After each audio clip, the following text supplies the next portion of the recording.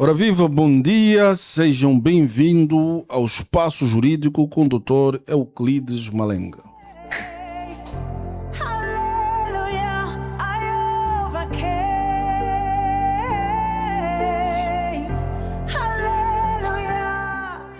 Pois é, vamos agradecer hoje, agradecer o dom da vida, agradecer por estarmos aqui presentes, agradecer ao nosso Senhor Jesus Cristo por todo o bem que nos fez até hoje e pela oportunidade que nos concedeu de estarmos aqui juntos hoje para podermos desfrutar um bocadinho das nossas companhias mais uma vez.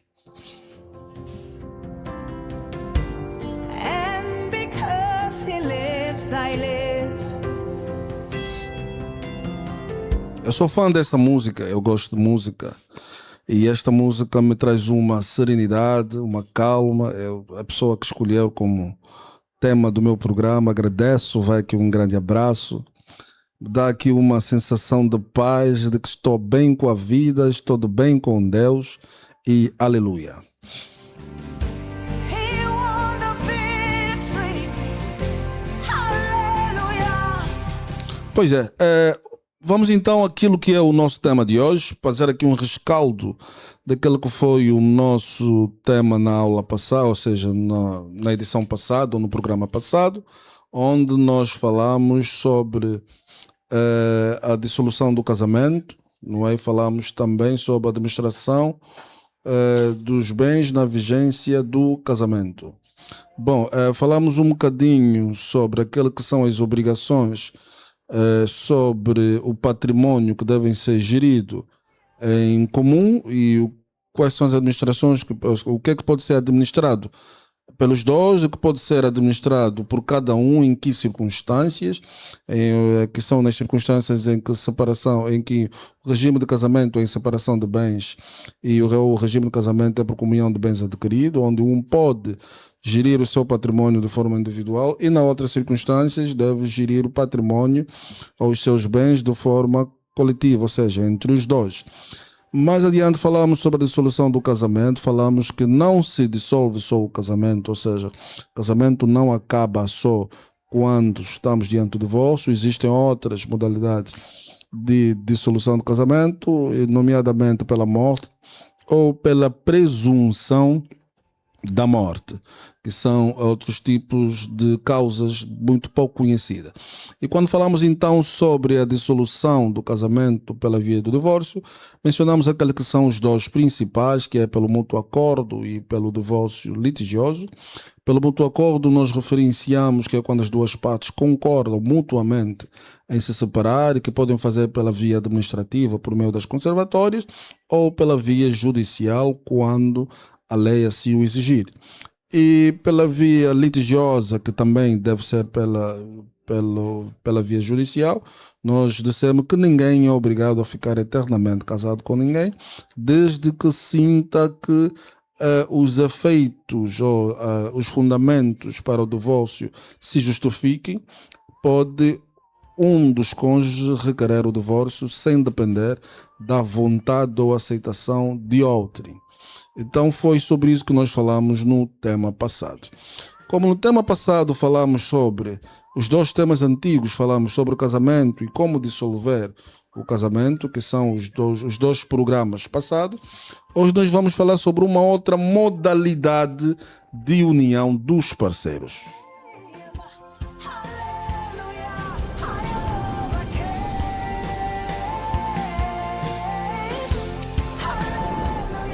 Pois é, aleluia. Hoje nós vamos falar sobre a união de facto.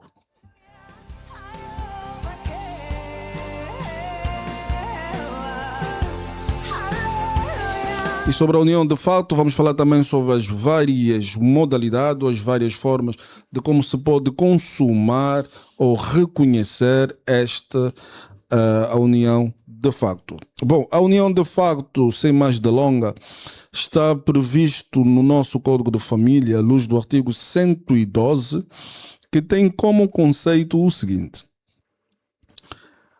a união de fato consiste no estabelecimento voluntário de vida em comum entre um homem e uma mulher. É importante nós agora aqui nos debruçarmos um bocadinho sobre a definição.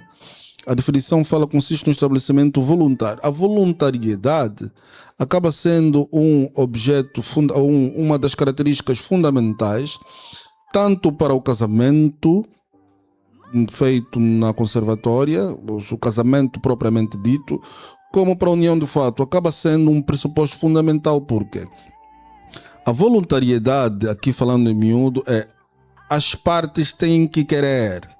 Não podem ser coagidas, não podem ser obrigadas. É um dos requisitos fundamentais, não é? É o estabelecimento voluntário. Os dois têm que querer, de vida em comum entre um homem e uma mulher. O homem e a mulher, por livre e espontânea vontade, têm que dizer assim: eu quero ficar contigo para o resto da vida. Para o resto da vida. Por isso é que ele diz aqui, vida em comum. Quero ficar contigo para o resto da vida. E, para não termos que dar muitas voltas com os casamentos e tudo mais, eu proponho que nós façamos pura e simplesmente o reconhecimento da nossa união. Nós estamos a viver juntos, vamos reconhecer a nossa união de forma legal. Diferente do casamento, que requer um conjunto de pressuposto e formalismo para o efeito, a união de facto acaba sendo um bocadinho mais simples, onde as pessoas, não é, por si só, por livre e espontânea vontade, decidem que já vivemos juntos, então vamos reconhecer a nossa união de facto, ok? Em Angola, a união de facto é a convivência contínua, pública e duradoura entre um homem e uma mulher, em condições análogas, ou seja, em condições semelhantes a dos casados, ok? Mas aqui um aspecto: embora reconhecido pela Constituição e pelo nosso Código de Família, ela não é automática, não nos permite que ela esteja legalizada de forma automática. Existe aquilo que se chama de um registro oficial para garantir plenos direitos patrimoniais de partilhas e sucessórios, ok? Não é só, olha, eu vivo, conforme é muito comum nós aqui em Angola dizermos, eu vivo maritalmente. Maritalmente não quer dizer que a lei reconhece que tu reconheceste a tua relação com teu parceiro. Para que esse maritalmente seja válido diante da sociedade, requer um conjunto de obrigações. E uma delas é justamente o registro desta união de facto. Ok? Hallelujah, he's alive. And because he lives, I live. Hallelujah, Jesus lives. Bom, a pergunta que deverá estar a se colocar: eu, se quiser fazer esse reconhecimento da união de facto, então o que é que eu devo fazer? Quais são os critérios, as condições para o efeito? Bom, primeiro, para deixar claro que o órgão competente para o efeito é a Conservatória de Registro Civil da área da residência do casal. Este é o órgão que tem competência para reconhecer a união de facto administrativa. Porque a união de facto, deixo já aqui claro e me esquecendo, ela é feita de duas formas: de forma administrativa e de forma judicial. De forma administrativa, nas circunstâncias em que os dois, por livre e espontânea vontade, ainda na vigência da relação, decidam oficializar esta união de facto. Estamos juntos há um tempo, vivemos juntos há um tempo, então dirigem-se até ao registro civil da sua área de residência e chegam lá e perguntam quais são os documentos necessários para nós reconhecermos a nossa união de facto. E aí vos será, portanto, apresentado os requisitos para o efeito. Mas adianto aqui aquelas que são as condições necessárias para você se predispor a ter acesso a esse reconhecimento. Primeiro, É importante lembrar que devem ter uma convivência mínima de 3 anos. Para eu poder reconhecer a união de facto com a minha parceira ou o meu parceiro, eu tenho que conviver com ele no mínimo 3 anos. E como eu já fiz referência, essa convivência deverá ser contínua. Quando me refiro contínua, é sem interrupções. Deverá ser pública e duradoura. Quando se refere duradoura, é durar no mínimo 3 anos. E pública, as pessoas têm que saber que o tio Joaquim com a tia Alberta, de facto, vivem juntos durante 3 anos. Então, há aí a necessidade de reunir primeiro esses critérios. 3 anos, de forma contínua e pública. Primeiro, os critérios especiais ou específicos que ainda se exige está justamente naquilo que são os pressupostos dos sujeitos. Os pressupostos dos sujeitos ou aquilo que envolve as condições de cada uma das partes. Primeiro, deve ter idade legal para o efeito. Não é eu vivo com o meu parceiro, os dois têm 14 anos, estamos há 3 anos, fizemos 17, agora que me reconheceu. Não, deve ter idade legal para o efeito. E nós sabemos que a idade legal, a idade núbil no nosso país, requer que tenha no mínimo 18 anos de idade. Então, deve ter a idade legal para o efeito, deve ter ausência de impedimento. O que é ausência de impedimento? Para reconhecer a união de facto, é necessário que nada me impeça de ter acesso a este direito. E um dos impedimentos que vocês devem ter aqui em consideração consiste no seguinte: um dos requerentes não ser casado ou não ter já reconhecido antes uma união de facto.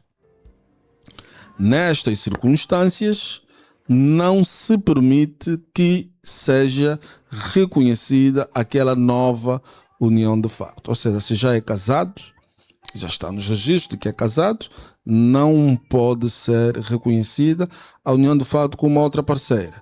E se já reconheceu a união de facto com uma outra parceira ou um outro parceiro, também não é permitido por lei que seja celebrada uma nova união de facto. Ok? Estes são os pressupostos fundamentais para que se possa então dar sequência ao reconhecimento da união de facto voluntária por via administrativa. Este é o primeiro critério. Repito, a união de facto pode ser reconhecida de forma administrativa ou de forma judicial.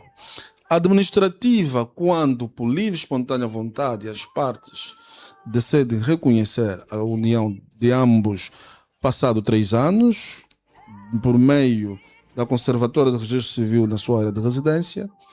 E agora vou passar a explicar em que circunstâncias é que se pode requerer a união de facto de forma judicial.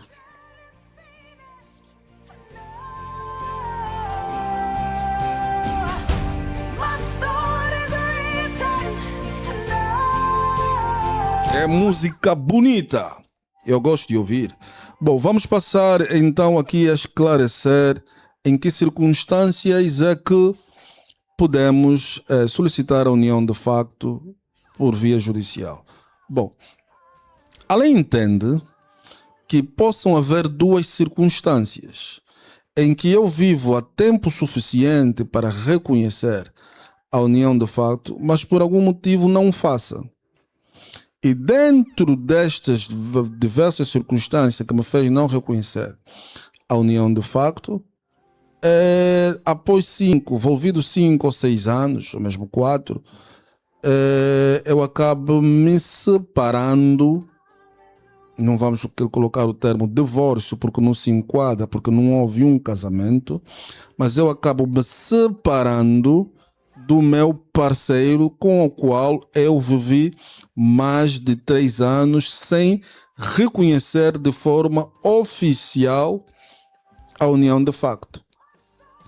E acontece, porém, que desta separação nós temos, para além dos bens próprios, conforme já referenciamos no programa passado, nós temos bens comuns e a necessidade de se partilhar estes bens comuns, de se dividir estes bens comuns.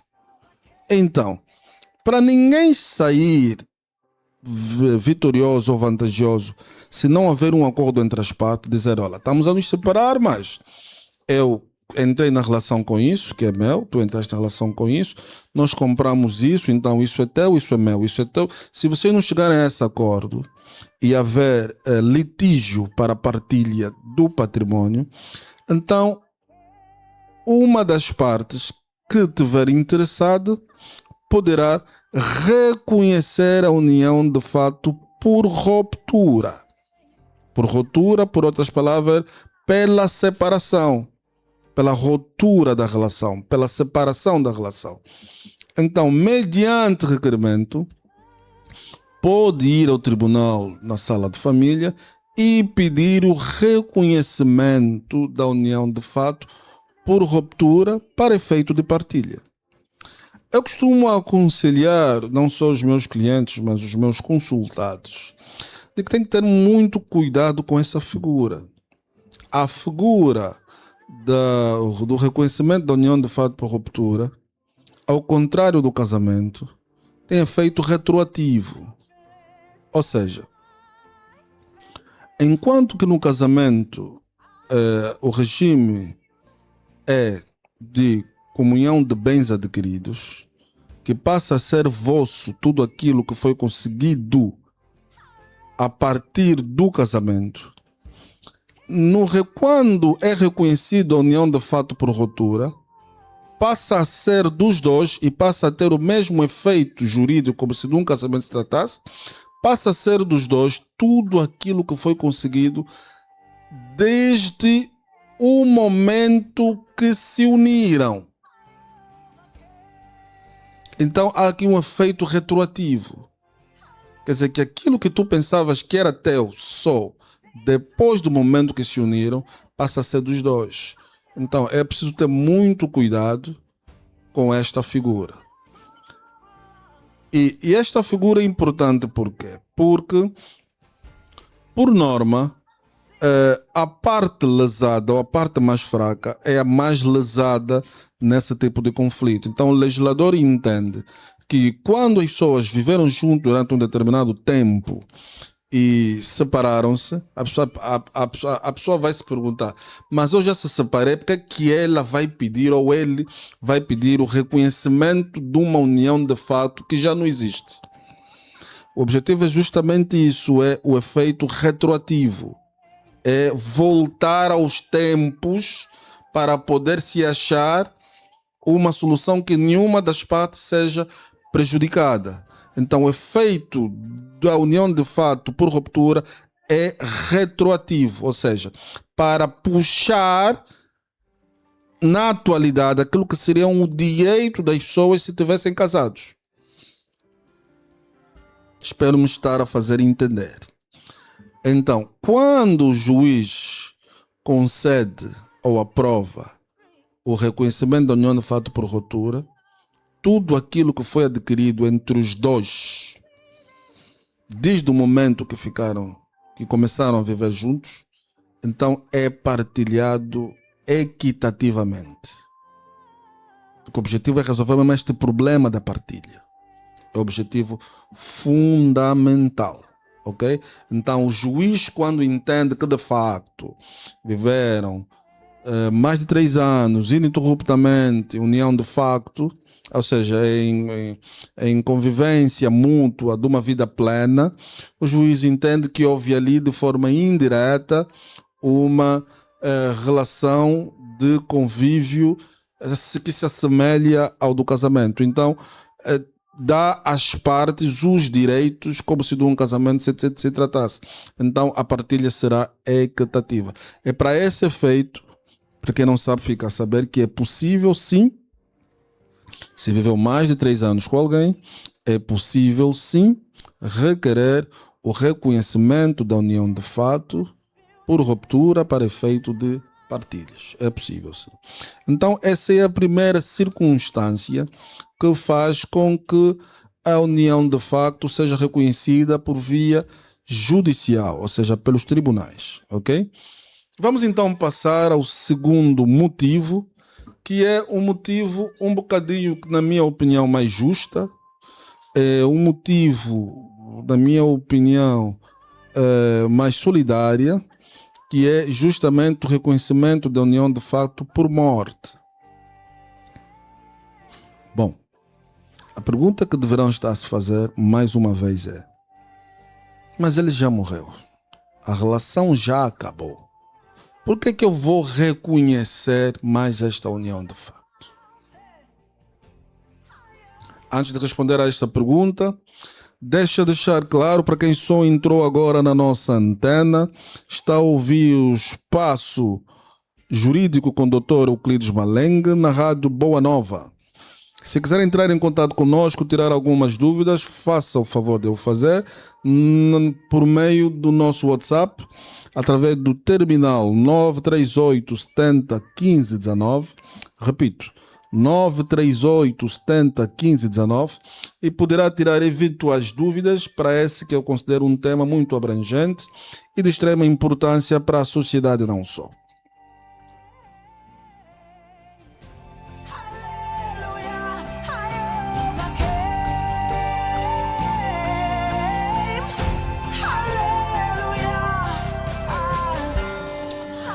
Bom, conforme vamos continuar, a pergunta que não se cala e que muitos colocam é exatamente essa: mas a relação já acabou, um dos cônjuges já morreu, por que a importância de se reconhecer mais essa união de fato?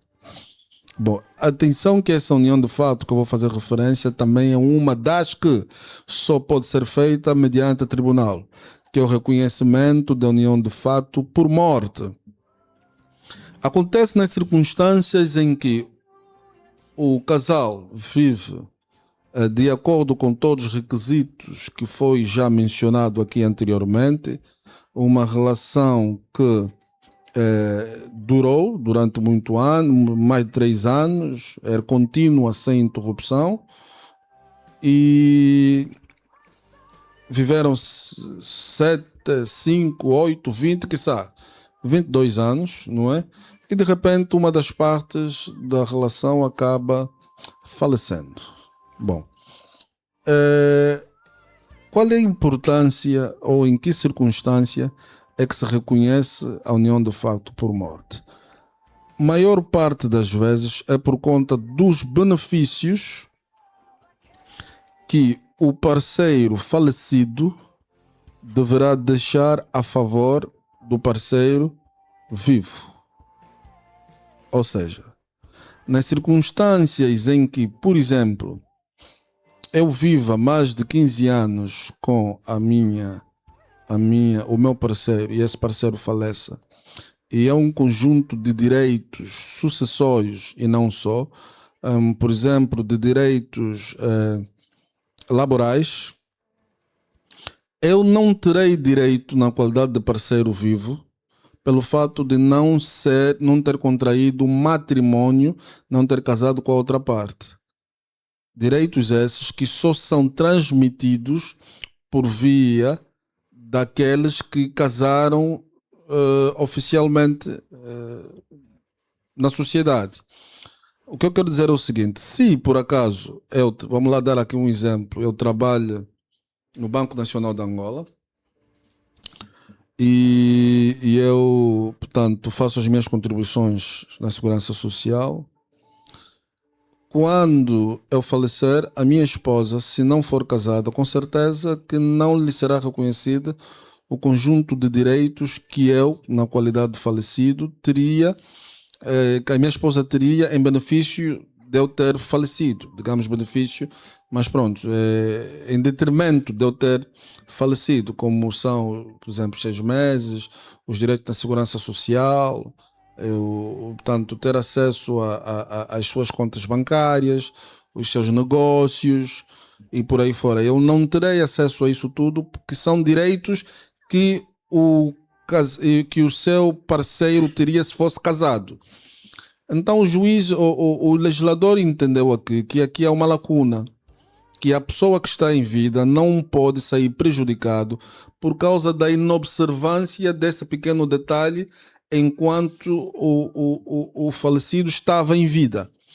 Então, ela que chama aquilo que é o reconhecimento da união de fato por morte, no sentido de reconhecer que existiu uma relação de vida plena entre esses dois e que os direitos que a pessoa que está em vida teria se fosse casado pode se transmitir a esta pessoa que não casou, mas que já agora eu reconheço e decreto que de facto eles viveram em união de fato. Então reconheço essa união de fato mesmo depois do seu parceiro ter morrido.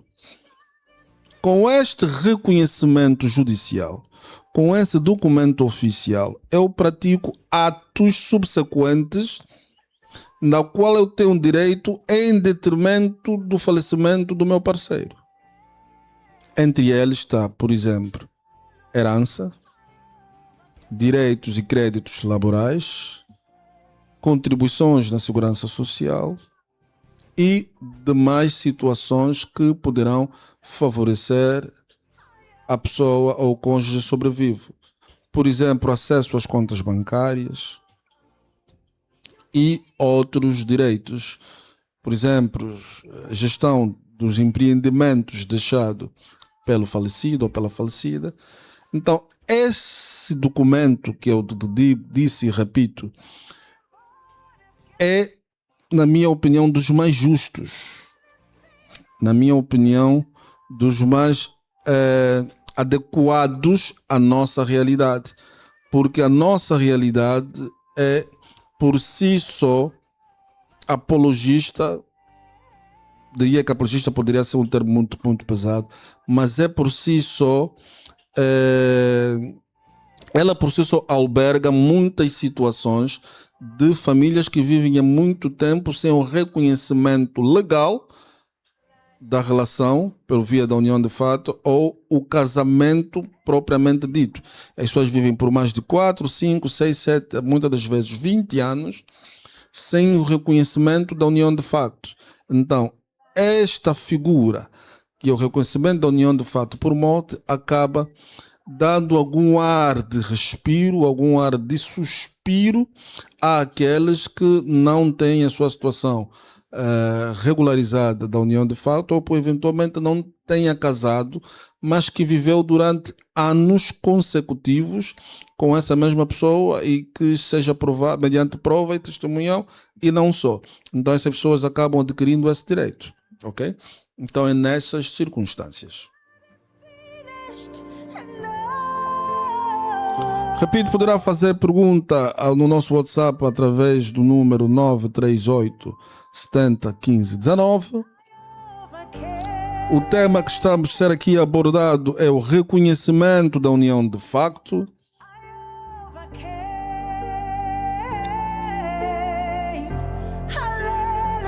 Você está ligado ao programa Espaço Jurídico com o Dr. Euclides Malengue, de todas as quartas-feiras, a partir das 10 horas, com reposição às 20 horas.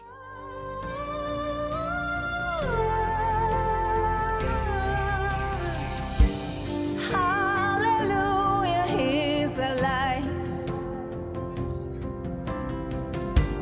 And because He lives, I live. Pois é, que é uma pergunta interessante. Dr. Euclides, a minha mãe é a segunda mulher de uma relação. O meu pai é casado com a primeira mulher. Somos 3 irmãos. É possível a minha mãe reconhecer a união de facto? sendo que vivem há mais de 16 anos, sem interrupções, é possível eu e os meus irmãos termos os mesmos direitos que os outros irmãos? Bom,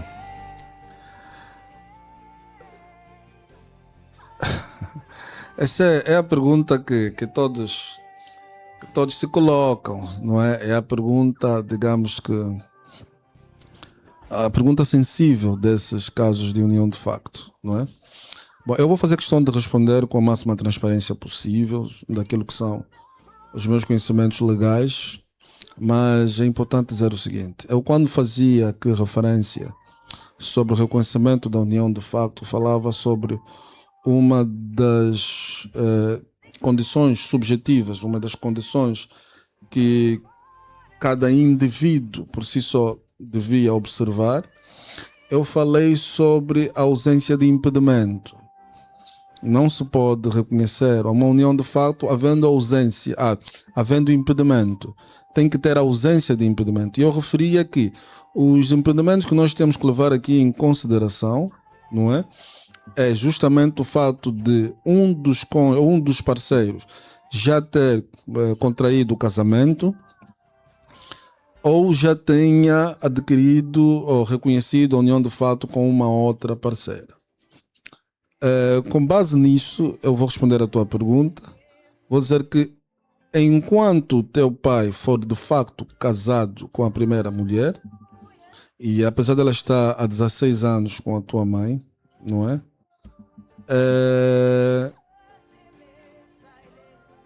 Não é possível reconhecer a união de facto. Salvo opinião contrária, não é possível reconhecer a união de facto, não é?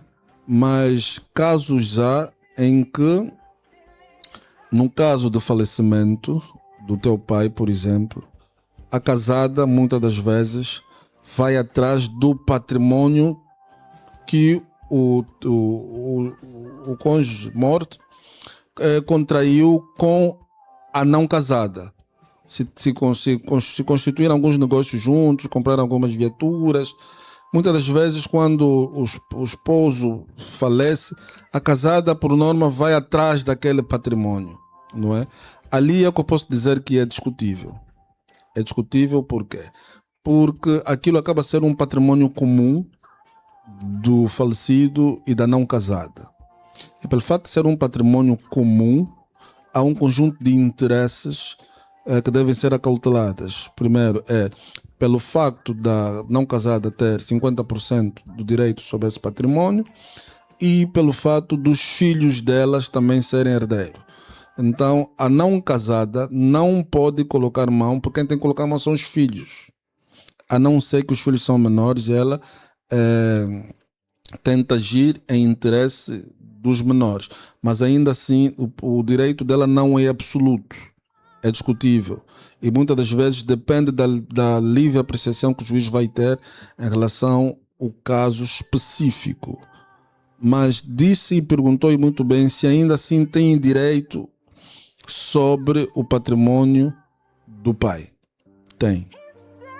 Ou seja, a mãe não pode reconhecer a união de facto pelo fato do pai já ser casado, mas os filhos têm direito sobre o patrimônio do pai. Ou seja, na linha de sucessões, os filhos são chamados em primeiro lugar.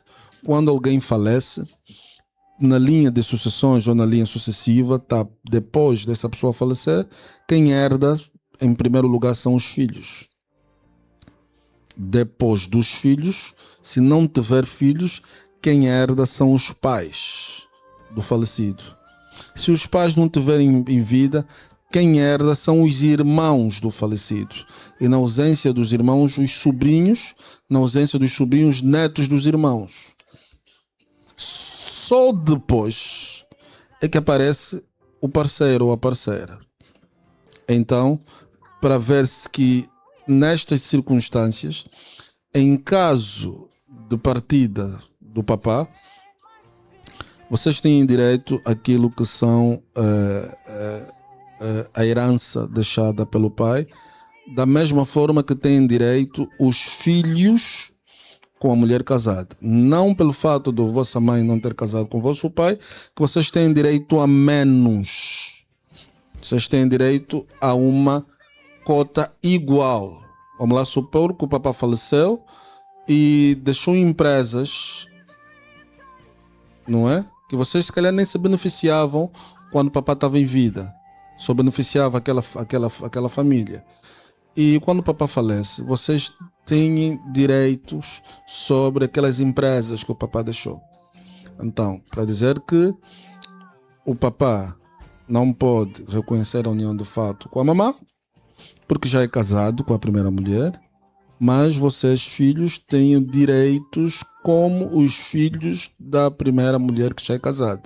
Os direitos são os mesmos, tanto em vida como em morte, ok? Ainda bem que tocou nessa questão, e é importante aqui deixar claro que uma das grandes importâncias do reconhecimento da união de facto é justamente esse, comatar algumas situações que no futuro poderão trazer problemas, tanto no ponto de vista de partilha, como no ponto de vista de herança, não é? Então é importante que as pessoas saibam, e para quem não sabe, o nosso Código Penal criminaliza quem esconde o seu estado civil. Isso para verem que é uma situação além do Código da Família. Se tu em algum momento és casado e dizes que não és, acabaste ocultando ou mentindo sobre o seu estado civil. Então, as pessoas antes de se relacionarem, é importante que saibam o estado civil e se há ou não possibilidade de se reconhecer a união de facto. Disse e repito, existem circunstâncias em que se pode ir a tribunal para requerer o direito, não obstante de não teres reconhecido a união de facto e a outra parte será casada, por conta da questão de ser meieira dos patrimônios.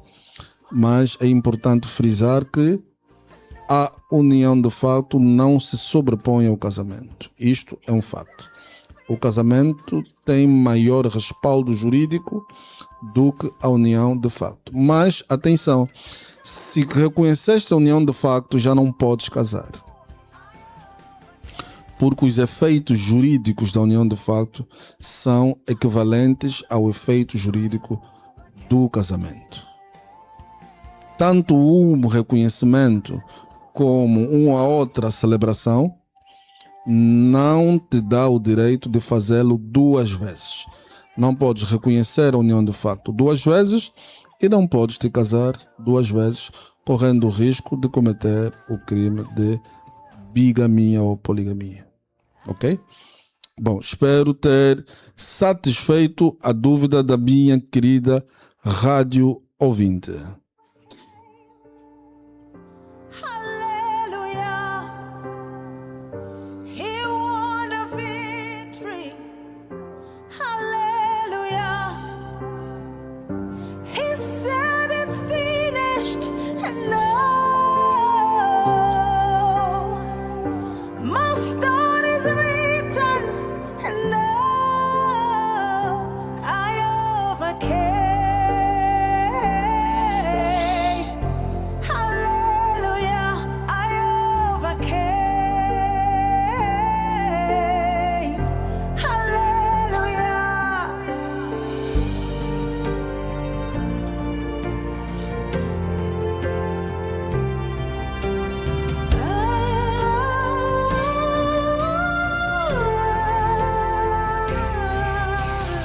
Ora viva, vamos continuar então. Faltam-nos 5 ou 4 minutinhos para terminar o nosso programa.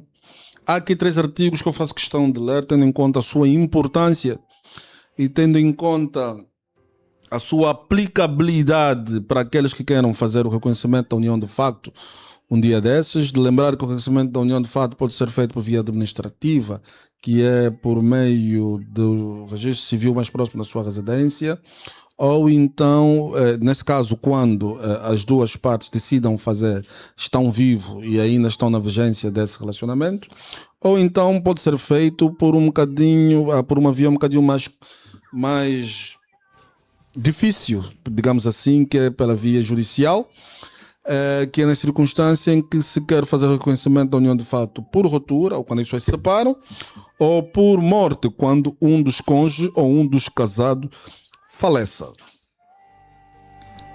A pergunta é: quem tem competência para reconhecer a união de fato por morte ou ruptura?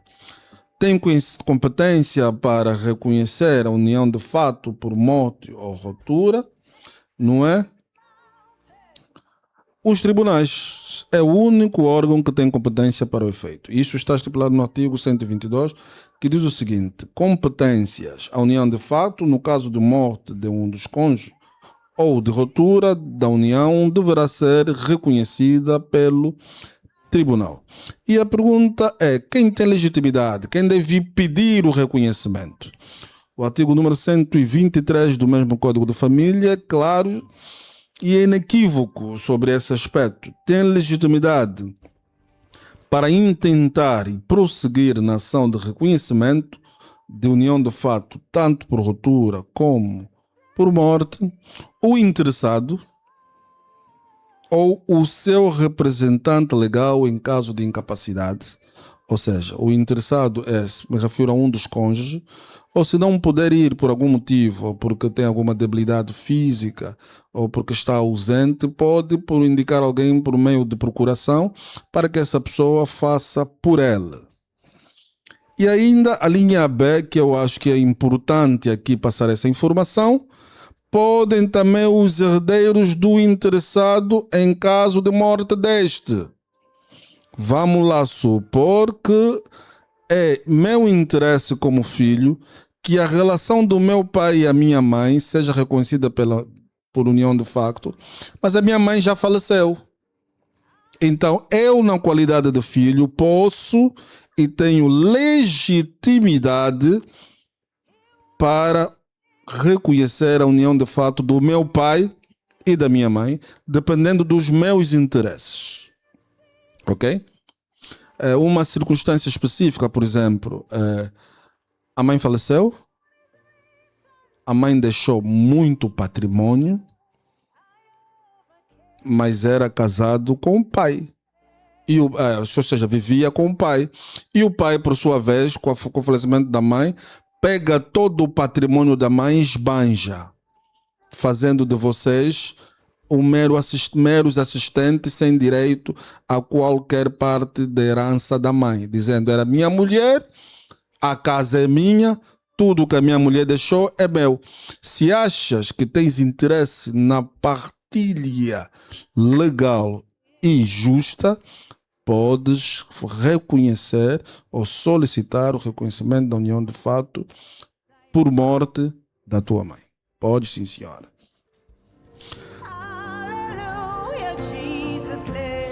Quando é que eu devo fazer o reconhecimento da união de fato? O artigo número 124 diz o seguinte: a ação de reconhecimento da união de fato caduca no prazo de 2 anos depois fim da união. Ou seja, se eu já não estou em união de fato com fulano e já passou 2 anos e 2 meses, já não tenho direito de reconhecer, que seja qual união de facto for. Tem que ser antes de findo os 2 anos.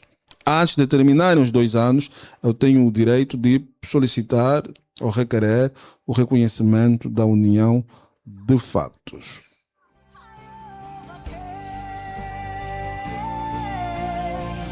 E finalizando aqui na leitura dos nossos artigos, vou ler o artigo 126, que fala sobre os efeitos da sentença, quando o juiz de fato proclama ou quando decide que de facto pode-se reconhecer essa união de fato. A decisão judicial que reconhece a união de fato produz, consoante o caso, os mesmos efeitos da dissolução do casamento por morte ou por divórcio, e está sujeito a registro. Resumidamente, se o juiz aceitar e reconhecer a união de facto por divórcio ou por divórcio ou pela morte, os efeitos é o mesmo como se a dissolução de um casamento por morte ou de um divórcio se tratasse. Todos os direitos que você teria em detrimento da morte ou do divórcio passas a ter quando é reconhecida esta união de facto. Meus queridos radiovintes, espero ter transmitido o máximo de conhecimento jurídico em relação a este tema a todos os meus queridos radiovintes. Que o tema de hoje lembra o reconhecimento da união de facto, que fazemos questão aqui de lembrar que pode fazer em 3 ocasiões, que pode ser por ruptura, por morte ou por mútuo acordo. Vamos então nos despedir, mas antes gostaria de deixar aqui o meu abraço a todos os meus radiovintes, todos aqueles que nos acompanham todas as quartas-feiras a partir das 10 horas, com reposição às 20 horas. Dizer que este programa só existe porque temos na técnica o nosso querido Massobela Moraes, a coordenação é de Esmeralda Carvalho, a produção é de Domingos Bandula e quem vos apresentou o programa, quem transmitiu os conhecimentos jurídicos hoje é o Dr. Euclides Malenga. Espero vocês no próximo programa, na próxima quarta-feira. Que Deus vos abençoe, que não vos falte graça, paz e muita bênção. Até ao próximo programa, estamos juntos.